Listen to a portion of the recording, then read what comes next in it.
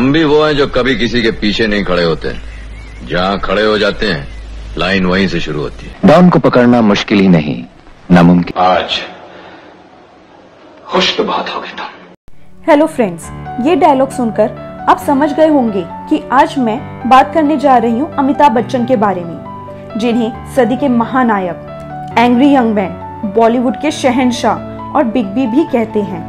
वो हिंदी फिल्मों के सबसे बड़े सुपरस्टार माने जाते हैं और इनके फिल्मों में बोले गए उनके डायलॉग आज भी लोगों के दिलों में ताज़ा हैं। लेकिन कहते हैं ना, हर कहानी में क्लाइमैक्स होता है।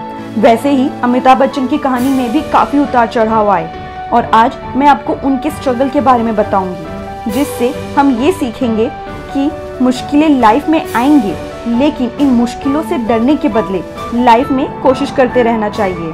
अमिताभ बच्चन का जन्म 11 अक्टूबर 1942 में इलाहाबाद में हुआ था।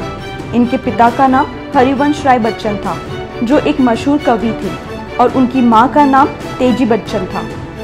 अमिताभ ने अपनी स्कूलिंग इलाहाबाद से कंप्लीट की और आगे की पढ़ाई के लिए नैनीताल चले गए। अमिताभ अपना ग्रेजुएशन कंप्लीट करने के लिए दिल्ली चले गए और ग्रेजुएशन कंप्लीट करने के बाद वहीं जॉब सर्च करने लगे, लेकिन उन्हें कोई जॉब नहीं मिली। फिर उनके एक दोस्त के कहने पर उन्होंने ऑल इंडिया रेडियो में वॉइस नरेशन के लिए अप्लाई किया और वहां भी उन्हें सफलता नहीं मिली। उन्हें यह कहकर मना कर दिया गया कि आपकी आवाज़ बहुत मोटी है।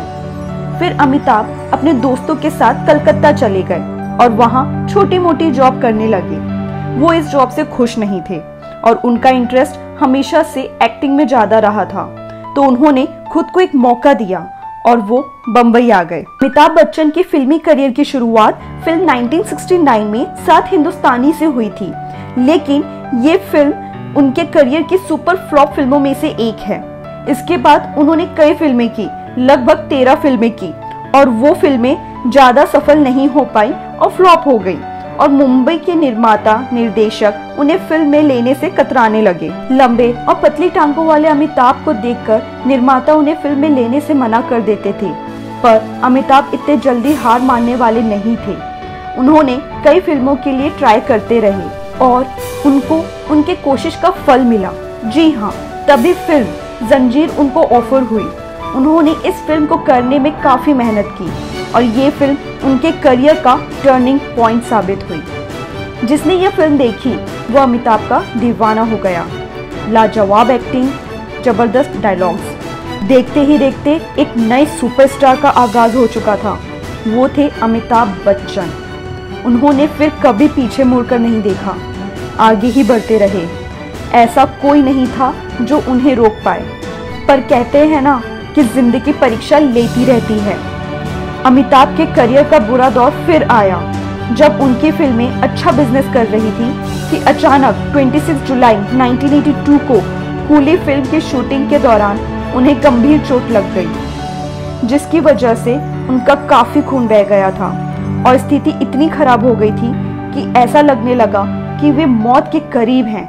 लेकिन लोगों की दुआओं और उनके विल पावर की वजह से वे ठीक हो गए और कूली फिल्म भी सुपरहिट रही। इस घटना के बाद उन्होंने काम करना कम कर दिया था। उसी बीच अमिताभ को 1984 में संसद में एक बॉलीवुड स्टारडम की सीट के लिए प्रस्ताव आया।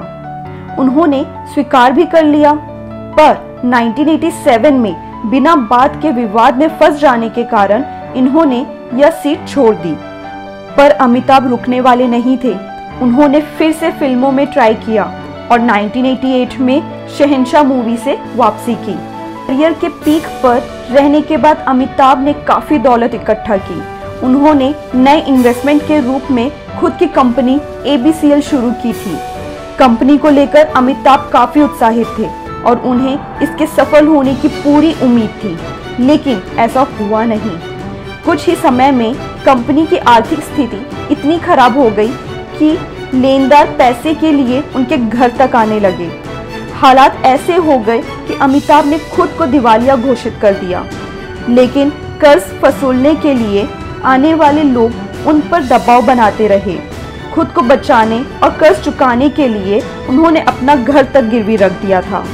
अमिताभ बच्चन के नेवर गिव अप एटीट्यूड से उन्होंने फिर कोशिश की और अलग अलग प्रोडक्शन हाउस में ट्राई किया और उसके रिजल्ट में उन्हें फिल्म मोहब्बतें में लीड रोल मिला। इसके बाद सन 2000 में टेलीविजन शो को होस्ट करने का ऑफर आया, जिसे इन्होंने स्वीकार किया। वह शो था कौन बनेगा करोड़पति। इस शो से इनके जीवन में फिर बदलाव आया। तब से आज तक यह शो यही होस्ट कर रहे हैं। आज जिस अमिताभ बच्चन की आवाज की पूरी दुनिया कायल है, एक समय था जब उनकी यही आवाज उनके करियर में रोड़ा बन गई थी। लेकिन बाद में वही आवाज ही उनकी ताकत बनी, क्योंकि उनकी आवाज औरों से काफी जुदा और भारी थी। इस वजह से उन्हें कई निर्देशकों ने कई फिल्मों में अपनी कहानी को नरेट तक करवाया। आज अमिताभ बच्चन हमारे इंस्पिरेशन हैं और काफी लोगों के रोल मॉडल भी हैं। और ये सब मुमकिन हो पाया उनके नेवर गिव अप एटीट्यूड से। वो बार बार कोशिश करते रहे और आज वो सफलता की ऊंचाइयों पर हैं।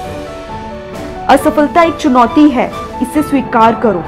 क्या कमी रह गई, देखो और सुधार करो। जब तक ना सफल हो, नींद चैन को त्यागो तुम। संघर्ष का मैदान छोड़कर मत भागो तुम। कुछ किए बिना ही जय जयकार नहीं होती, कोशिश करने वालों की हार नहीं होती।